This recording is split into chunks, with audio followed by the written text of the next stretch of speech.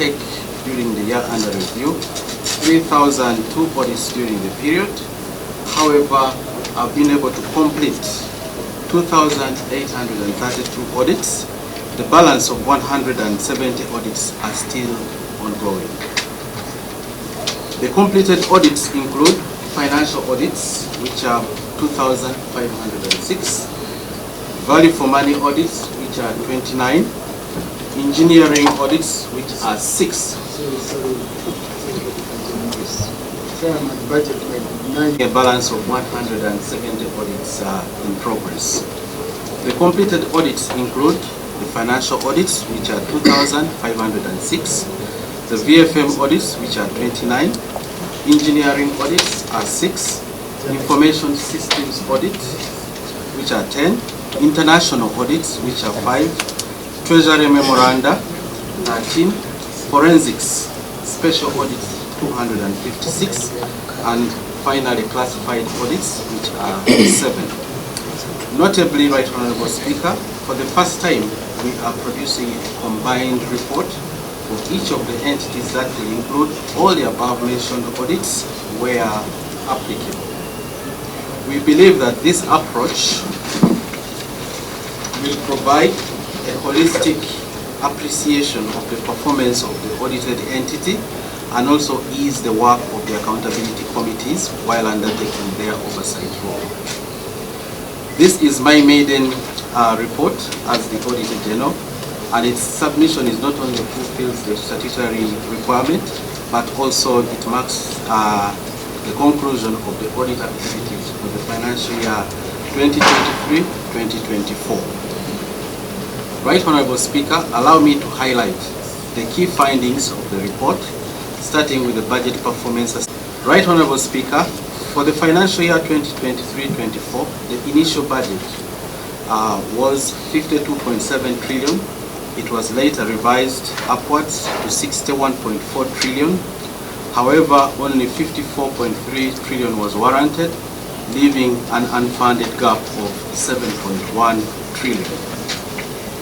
Even more concerning, of the warranted amount, only 47 was actually spent. This underutilization is impacting service delivery across government operations. My assessment on a sample of 98 MDA's activities for implementation revealed that 47% of the outputs were actually fully implemented, while 51 and 2% of the outputs were partially and unimplemented respectively. In regard to 133 local governments sampled, 69 of the outputs were implemented, while 28% and 3% of the outputs were partially and unimplemented respectively. Looking at the fiscal deficit trend over the past 3 years, we are seeing some improvement, but challenges remain.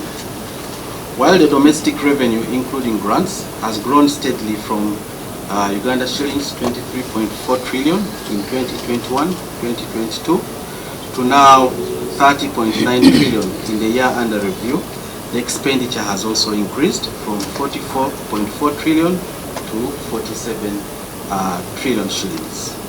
This has resulted in a fiscal deficit of Uganda shillings 16.1 trillion, though I'm pleased to note that this has decreased from 21.1 trillion in 2021.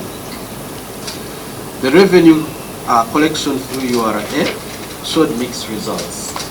While gross collections amounted to 27.9 trillion, representing an 8.5 growth from the last year's 25.8 trillion, this was short of the target by 1.9 trillion Uganda shillings. In the past fiscal year, the external debt has grown by 2.2%, rising from 53.19 trillion to 54.37 trillion shillings. This increase is primarily driven by borrowing from multilateral creditors, which has expanded from Uganda shillings 33.06 trillion to Uganda shillings 35.1 trillion shillings. While we have seen some positive trends, notably a 9.9% reduction in commercial bank debt from 7.15 trillion to 6.44 trillion, and a modest decrease in bilateral debt from 4.98 trillion to 12.77 trillion. There is still a risk of compromising the fiscal sustainability and constraining the country's ability to fund essential domestic programs. As the country prepares to implement the NDP4, it is crucial that the medium-term debt management strategy is strengthened. Allow me to summarize some of the key findings under the pension and gratuity, parish development model, and procurement thematic areas. Our pension system audit has revealed critical challenges that demand attention. I noted that 1,502 pensioners were overpaid gratuity benefits of Uganda shillings equivalent of Uganda shillings 22.3 billion. These overpayments in 19 MDAs, these overpayments were in 19 MDAs and 115 local governments. In addition, 2,193 pensioners were overpaid pension benefits by Uganda shillings 8.9 billion, and this was in 23 MDAs and also 104 local governments. The sustainability of our pension system faces mounting pressure from multiple fronts, such as early retirement policies allowing exits at the age of 45, enhanced pay from science professional, among others. From my analysis, I project a 12% annual increase in retirees over the next decade, with pension liabilities potentially exceeding 4.5 trillion annually by 2034 if left unchecked. Right Honorable Speaker, the implementation of the parish development model demands our immediate attention. Parliament appropriated 1.1 trillion shillings for this program, with Uganda shillings 1 trillion specifically allocated for the parish revolving fund to finance 10,594 PDM circles. Whereas a lot has been achieved to implement the program, certain gaps still exist. For instance, the household data collection only stands at 79.9%, with the population registration at just 46.3%. These circles also lack registered offices. Some of them implement ineligible projects. There is lack of accountability in certain instances, and then in certain instances also non-existent projects, among others. In regard to the implementation status of the Parish Development Management Information System that began in 2021-22, 9,366 of the 10,594 PDM circles have been successfully boarded onto the Wendy platform, which is a good thing. However, we have identified that 41.7 billion shillings was disbursed outside this platform, contrary to the established guidelines. Right Honorable Speaker, my review of the e-government procurement system has revealed several critical challenges that threaten the efficiency and transparency of our procurement processes.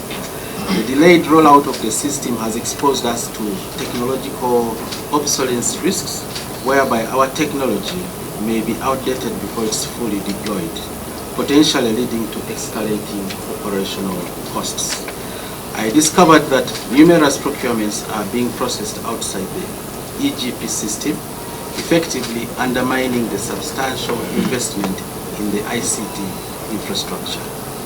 Given that procurements represents a significant portion of government spending, these gaps in our system pose serious risks to transparency, competitiveness, and accountability in our procurement processes.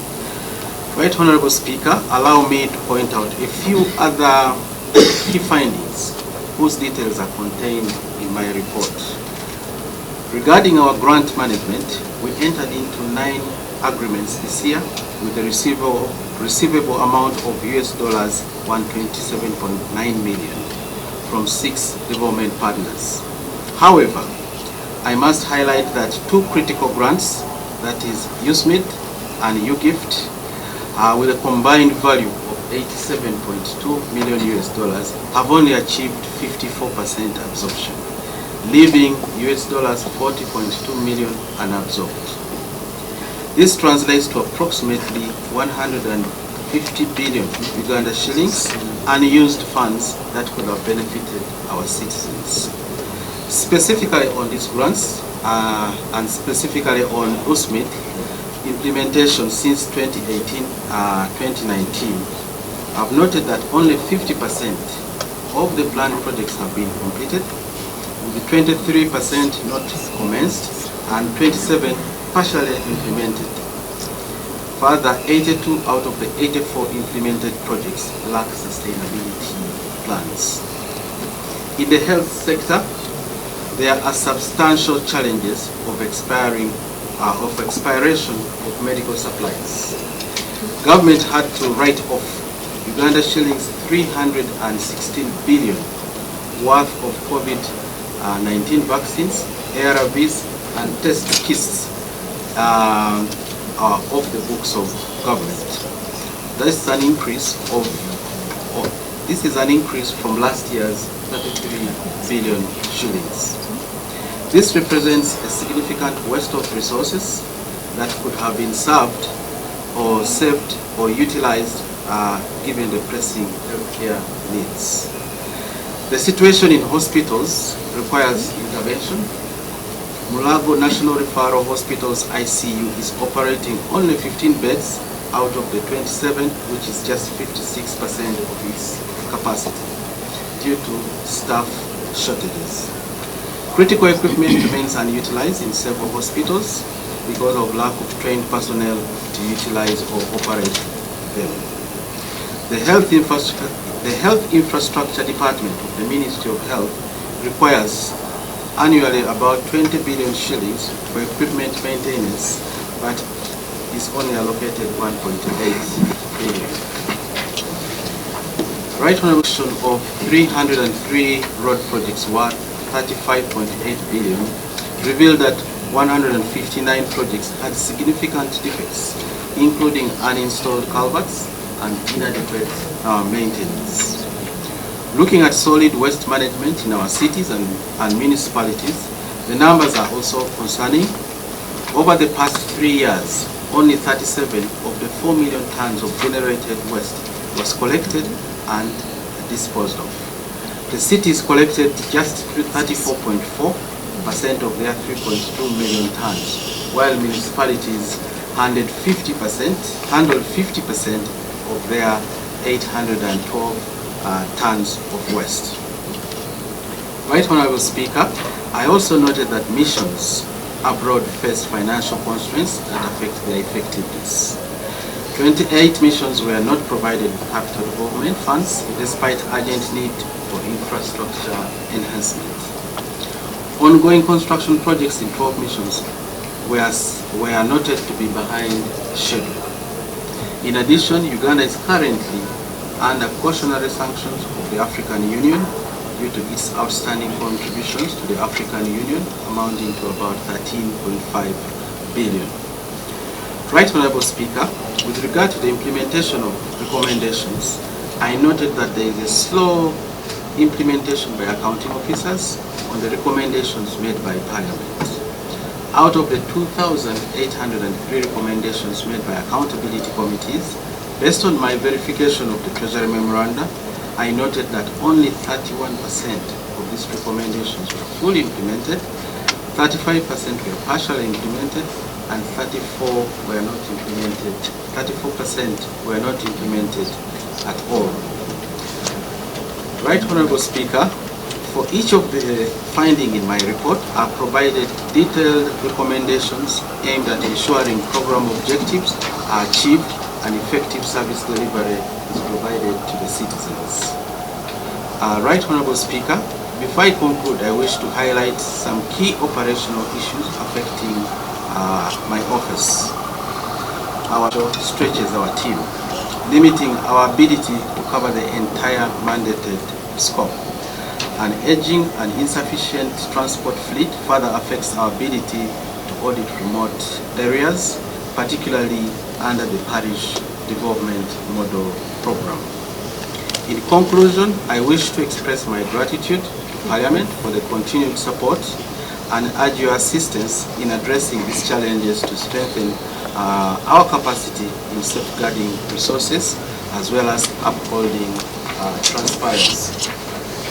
Right Honourable Speaker, I commit to work closely with all the relevant institutions to ensure that these recommendations are implemented effectively. I once again thank my team, represented by top management with me here, for the good work done amidst the challenges. Thank you very much for your attention. For fulfilling your constitutional mandate, I bring you greetings from the Right Honourable Speaker, who is handling another engagement. We have shared duties sometimes. Don't say it's my first report and the Speaker herself is not here. When I'm here, she's fully represented together with the colleagues, and she sends you very warm greetings. And you know she's an auditor, so she has a special interest in these reports. She will be reading through also. I'm very, very happy that we have been making office, and I met him together with the chairpersons of accountability committees, and my major point of concern was what we are getting from the public.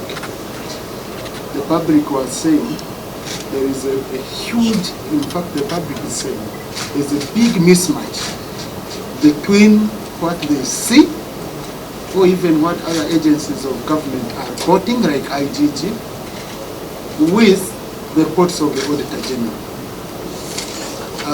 Because it had been taken that when an unqualified opinion is given, there is no single audit query. That's what the people who are accounting officers are presenting to the public. I have a very clean opinion from the Auditor General. The Auditor General cleared me, everything is very okay. But then you hear the IGG saying every day we lose around 20 billion or something like that. And the public also is looking at what government is doing, and they see corruption littered all over, you know, and they're saying, but what are you talking about? Auditor General, what are you talking about? Until we had an engagement, and we agreed that now the reporting method is going to change, so that we don't only get financial audit reports, but we also get other audits that accompany, which include especially value for money. A very good example, in local governments, we are having an issue of the money we give for roads, the 1 billion. We are having very many quarrels. Someone says, no, with 1 billion they've done only 20 kilometers. But in another district they've done 60 kilometers. How come this accounting officer, the cow, is saying everything is okay? So I'm very happy. You are going to make our work much, much easier as a Parliament, because now when you give us a value for money audit report, it means we shall go deeper. We are being limited to your financial audit report. We couldn't go beyond what the Auditor General has given. And we could only be limited to financial audit. I'm very, very, very happy that we are now going to go deeper. So you have supported us so strongly, Auditor General and your team. Our oversight role is going to be more exciting this time. You're going to see more people sweating, appearing before the committees, because they won't hide behind now the unqualified opinion of the Auditor General. That's very, very important, and I want to thank you. Two, there is a very huge concern, and I request, because this comes to us and the colleagues share with us. The public is saying there is procurement of audit opinions, especially at local government level. It's a public opinion. It's a public secret in local governments that you hear them saying, no, we are collecting money to take to the auditors to get a good opinion. Kindly, we request you to fight that corruption. Kindly. The councillors, yesterday I had councillors from my district who were talking about it. The councillors, it's known in the councils, no, part of the money was used to give to auditors. They even say it openly in the council meetings. Okay? And, you know, when the public has queries and they see indeed these queries are covered, nothing is, then they will believe, even when these people are lying against your auditors. So let's give the audit function the serious attention it deserves, and kind of a few apples that are tainting the image of your good office, because we know you people, you are doing a great job. You will have bad apples everywhere. It's normal. Being accused is normal, okay? But again, if it becomes so rampant, it ends up affecting the quality of work you are doing. So local governments, we are having a lot of issues with local governments. We request you to give them very, very serious attention. Finally, we shall be, as the leadership of Parliament, we shall be guiding committee chairpersons, especially sectoral committee chairpersons, on the Treasury memoranda and how we handle it. Because that's the action taken report. These are not opinions of Parliament, resolutions of Parliament, no. We adopt recommendations of the Auditor General, who has said ABCD is wrong, money was stolen here, please return it.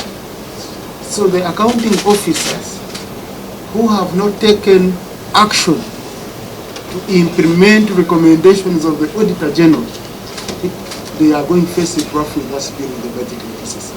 Because we don't know if the Auditor General said the money which was appropriated to your entity was stolen. Okay? How are we going to give you more money? And you have not recovered it. So how are we going to give you more money? Okay? That's the issue now. The issue of the Treasury memoranda, we are going to handle it ourselves internally with the accounting officers. And we shall be bringing this to the attention of the leader of government business, that we are going to be very, very tough when it comes to implementation of the recommendations of the Auditor General as adopted by Parliament. We cannot continue sitting and making declarations and they are not implemented when the auditors found robbery going on. Finally, now facilitation for the Auditor General, yes, I've taken serious note. We are going to engage finance. The Auditor General is part of Parliament. Part of Parliament. So we are going to see a way of realigning systems and see how best we can support you so that you can those very many filling your mandate. This is your first report as the Auditor General. Amanya gange nze Shira Semugoma ndi Director Office Auditor General avunanyizibwa ku audits mu government ez'ebitundu. Kati era nga tukyali ku kiwandiiko omukulu kyawadde Speaker olunaku lwa leero issue ya parish development model kyekimu ku ebyo bye tutunuulidde era kifuna kye tutegeera obulungi nga enteekateeka gavumenti gye yateekawo okulaakulanya abantu nga baviira ddala ku miruka. Gavumenti yateekamu ensimbi era nga bwe yasuubiza mu budget esukka mu kasedde kamu mu obuwumbi kumpi bukunuukiriza mu 6. Zino zo ssente gavumenti yaziteeramu ddala okulaba nti puroguramu eno egenda bulungi mu maaso era nga gavumenti efaayo okulaba nti saako omutwalo gumu mu 594 zifuna ssente zino. Kati ebimu ku ebyo bye tuzudde nti era nga betwalibwa mu ripooti ey'omwaka oguwedde era wakyaliyo ebitagenda bulungi, ng'ekimu ku ebyo kwe kuba nti abantu bafuna ssente zino okusobola okukola bazifuna olw'ebigendererwa naye tebwafuna ssente ate akyusa n'akola ebintu ebirala. Kugamba mu ezo twatuukirira abantu 342 mu SACCOs 253 mu local governments 5 esanga tino bo bwe bagenda okukola projects bakola ate ez'enjawulo kwezo ze baali bafunidde ssente. N'ekirala accountability eya ssente ze baali bafunye. Twatuukirira SACCOs 2012 mu local governments 14 ne tusanga nti ensimbi akawumbi kamu mwe obukadde 544 bazijja ku bank accounts zaazo naye ate tebalaga bulungi baani be bawa ssente ezo, ekitegeeza nti ezo ssente tezaabaliriddwa zasigala tebaza accountingidde kwegamba. Era ekintu kya projects ezitaliiyo twakisanga nga kikyaliyo. Twalambula abantu, twalambula SACCOs aba beneficiaries bangi naye tusanga nga 17 mu SACCOs 124 era mu local governments 37. Bwezo we twagenda tutuukayo ku projects balina okukola twasanga nga teziriiyo kati balina kibalaga ki kye baakoze. Era nitwesanga nga SACCOs 2985 mu local governments 127 zaali tezirina offices wawe zikolera kwegamba nga ne bw'ozinoonya tulaba wawe zitudde. Kati ate wabaawo 567 zo mu local governments 41 zo zaalaga zirina registered offices naye ate okuzinoonya nga offices ezo tezirabika. Okay? So n'ekirala ku PDM waliwo gye tuyita Parish Development Management Information System eno yatandika nga program etandika. Twesanze nga SACCOs 936 okuva ku toteni ya 1,544 ezo ziba zitadde waliwo system government gye yateekawo eyawendi kwesasulira abantu ng'eyita ku ssimu. So SACCOs nyingi zigenzeeko ezirina obutundutundu 88 zigenzeeko kyetulaba nti kirungi ate kiyambako abantu okufuna ssente amangu. Naye era waliwo ensimbi obuwumbi 41 obukadde 7 zo ate tezayita ku system eyo zayita mu banks. So twagala okulaba government eyagala okulaba nti buli omu azifuna nga ziyita ku Wendi platform. So eyo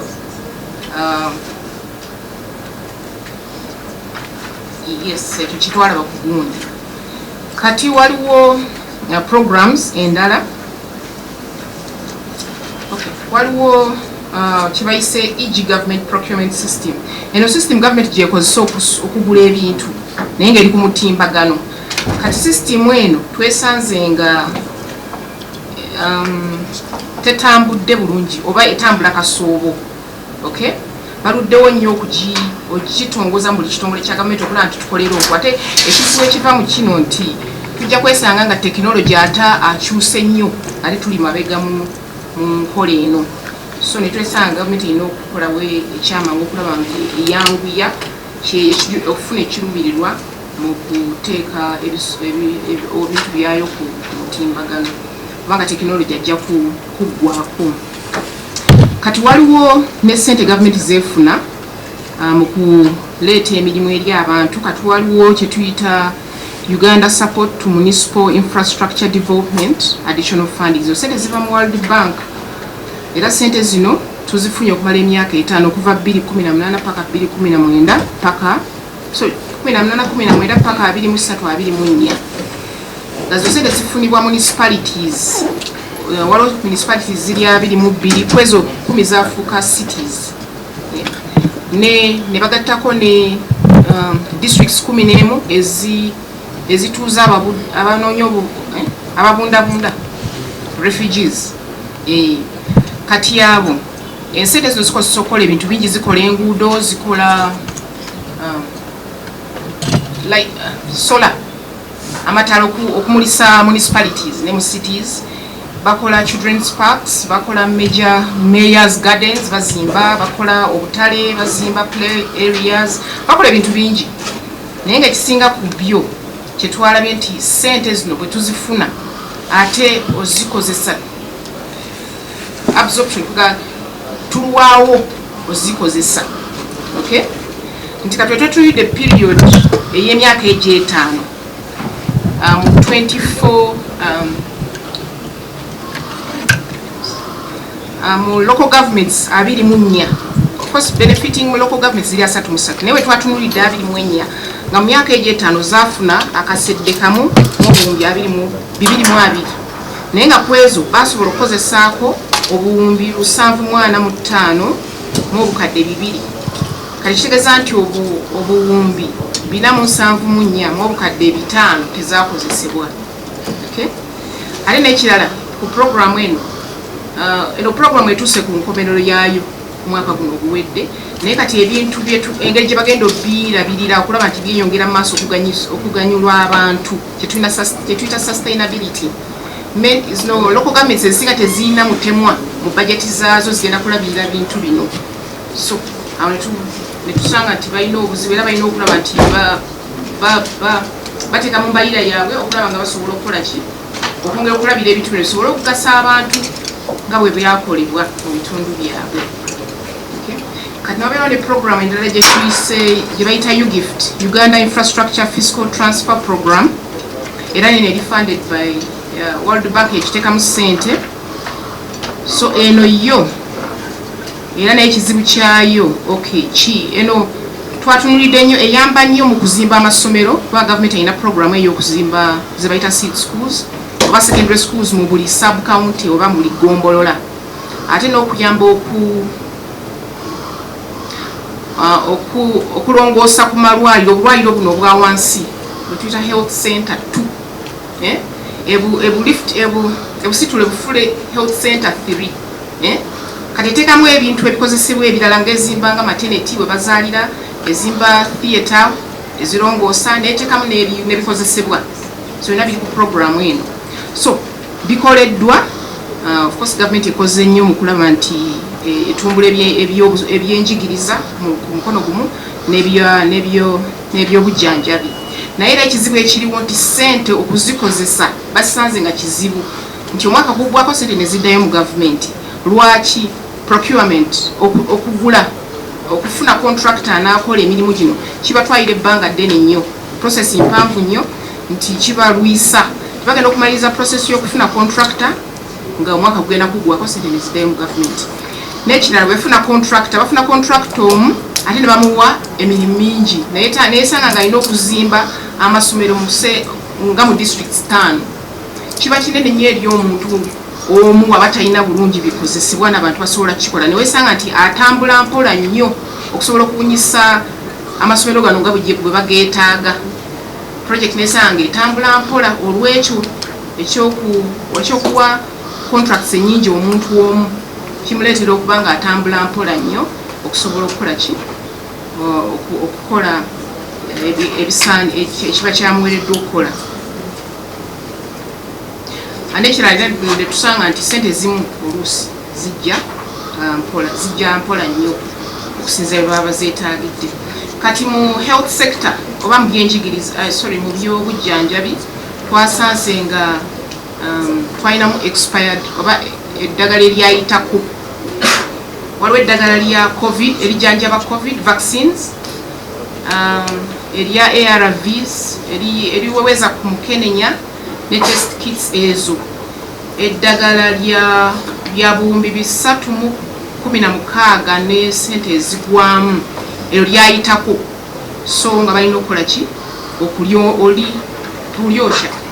Ate ekyo nekiba nga kyabadde kinene nnyo okusinziira ku mwaka oguwedde, kuba mwaka oguwedde eryayitako lyali lya buwumbi 33 kati leero buwumbi 316. So eryo nalyo nalina okuba nga balina odyokya naye ate ga ssente tuba tufiirwa nnyo ku lwekyo. Kati ne malwaliro amatwasanzeeyo ebikola medical equipment ebyuma ebikozesebwa okujjanjaba abantu nga tebikozesebwa nga bwe kisaanidde. Lwaki? Tebalina basawo basobola kukozesa byuma bino. So biri omwo babigula naye nga tewali bantu abatendeke abalina okukozesa ebyuma ebyo mu malwaliro ago. Kati emulago ayogedde ku mulago, eddwaliro lyaffe ekkulu ery'emulago nti mu kifo mwe bajjanjabira abayi kyebayita ICU mulimu ebitanda 27 naye basobola kukozesako 15 byokka. Lwaki? tebalina basawo bakugu balina kujjanjaba okwenkanidde awo, so ne twesanga nga tufiirizibwa. N'ekirala nti mu ministry ya mu kitongole kya health, ministry ya health mulimu department